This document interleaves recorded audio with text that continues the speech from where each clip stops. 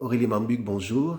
Bonjour. Nous sommes à Bordeaux. Nous sommes à la veille du Black History Month, la quatrième édition, qui est consacrée au thème de l'athlétisme. L'athlétisme engagé, le sport engagé. Aurélie Mambuc, vous descendez d'une famille, une famille de sportifs, d'athlètes, une famille qui a marqué le sport français, mais le sport aussi mondial.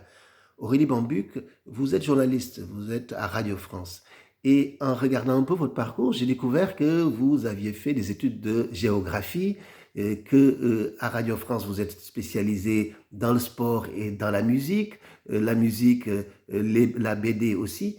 Et finalement, quel est le lien entre toutes ces histoires-là, professionnelles, familiales, dans votre identité aujourd'hui de femme noire, ici dans cette région Nouvelle-Aquitaine? Le lien, ça reste l'engagement, ça reste l'envie de parler d'une histoire, de mon histoire, de l'histoire de ma famille. Moi, j'ai commencé par faire des études de géographie simplement parce que je voulais connaître la planète sur laquelle j'habitais. Et donc voilà, ensuite ça m'a amené à ces études-là. J'ai étudié à la Sorbonne. Et la Sorbonne, un très beau bâtiment. Et avec d'autres étudiants, on a eu envie de monter une télévision à la Sorbonne. Donc ça s'est passé pendant l'année de ma maîtrise de géographie. On a monté une télévision à la Sorbonne. J'ai commencé à faire des sujets qui étaient plus des sujets légers parce que j'aime ça aussi, la légèreté et l'humour. Donc je faisais des émissions d'animation comme ça où je recevais des musiciens, des sportifs, etc. Et donc ça m'a donné le goût de raconter des histoires. Et j'ai cherché à faire, alors pas forcément des études de journalisme, parce que à la Sorbonne, j'ai en parallèle suivi un diplôme de technique et langage des médias. Et c'est ce diplôme-là qui m'a amené à devoir faire des stages. Et j'ai été prise en stage sur la cinquième, donc c'était juste avant France 5, dans une émission pour les jeunes le mercredi après-midi qui s'intéressait aux jeunes, au parcours de jeunes sportifs. Donc au début, ils ont fait un sujet sur moi en tant que jeune sportive. Et j'ai été prise en stage dans cette émission. Et donc j'ai continué à chercher à faire des portraits d'autres jeunes sportifs. Et quand l'émission s'est prolongée, ils m'ont proposé de m'embaucher. Donc là j'étais, ah bah c'est beau. Et ils m'ont proposé, ils m'ont donné le choix, est-ce que je voulais être journaliste ou est-ce que je voulais être intermittent du spectacle. Tout ce que j'ai vu, c'est l'aspect matériel du journaliste qui avait une carte. Donc j'ai choisi journaliste. Et dans cette émission, j'ai été chargée de réaliser des sujets sur des jeunes de banlieue, mais qui réalisaient des choses positives. Parce que c'était l'époque où les banlieues, on n'en parlait que pour les jeunes qui brûlaient des voitures. Et donc moi, ma mission, c'était d'aller dans ces mêmes banlieues où on brûlait des voitures, mais d'aller voir sur le trottoir d'en face, il y avait des associations montées par des jeunes, où les jeunes étaient impliqués dans ces associations.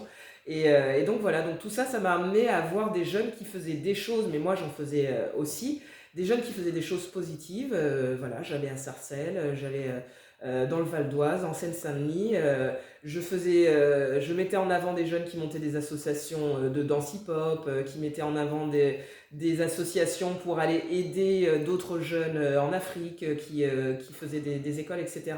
Et donc je me suis rendu compte du pouvoir des médias, que ça avait déjà de crédibiliser les jeunes, parce que tout autant on peut décrédibiliser des personnes en montrant des choses négatives, tout autant on les crédibilise en montrant des choses positives.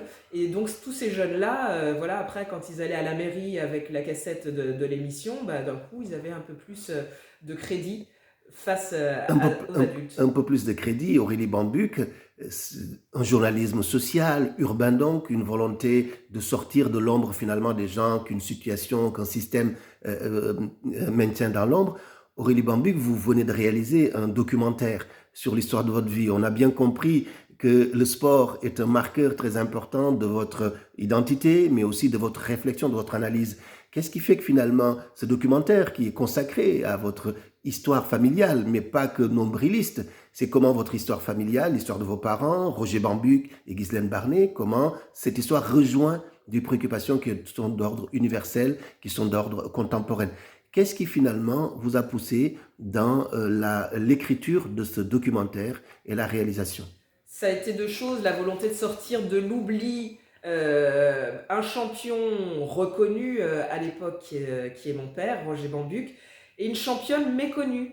Ma mère, Ghislaine Barnet, bah voilà, on ne savait pas déjà, le sport au féminin n'était pas très médiatisé, et on savait d'autant moins qu'elle avait été triple championne de France de 100 hauteur. Donc ça a été cette volonté-là de les mettre dans la lumière, et la volonté de transmettre à mes enfants déjà, et puis à la jeune génération, le fait qu'il y ait des athlètes qui, à un moment dans leur vie d'athlète, se sont engagés et sont allés au-delà de leur carrière sportive pour porter un message plus fort d'humanisme et d'universalité à travers leurs pratiques sportives. Donc voilà, les sportifs d'aujourd'hui, ils sont tous dans leur bulle de performance, mais de plus en plus, ils commencent à aller sur le terrain de l'engagement, justement, quand on voit les Antoine Griezmann, quand on voit les Kylian Mbappé, voilà, Mm.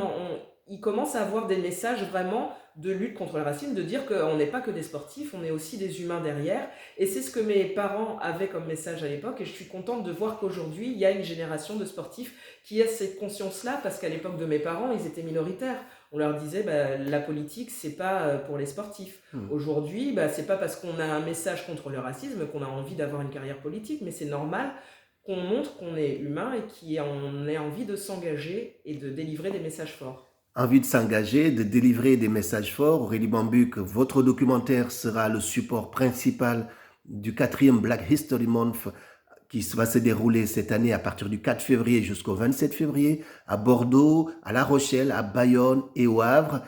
Pour vous, ça participe d'ouvrir les yeux sur une histoire dont on ne connaît pas assez les tenants et les aboutissants? Absolument, je suis contente de pouvoir disperser ce travail et ce documentaire dans toutes les villes dans lesquelles l'association Mémoire et Partage a ses antennes, et de diffuser ce message, et puis d'avoir des retours aussi des personnes dans ces villes-là et dans toute la France. Voilà, pour mettre en avant ces personnalités noires et ces personnalités humaines avant tout.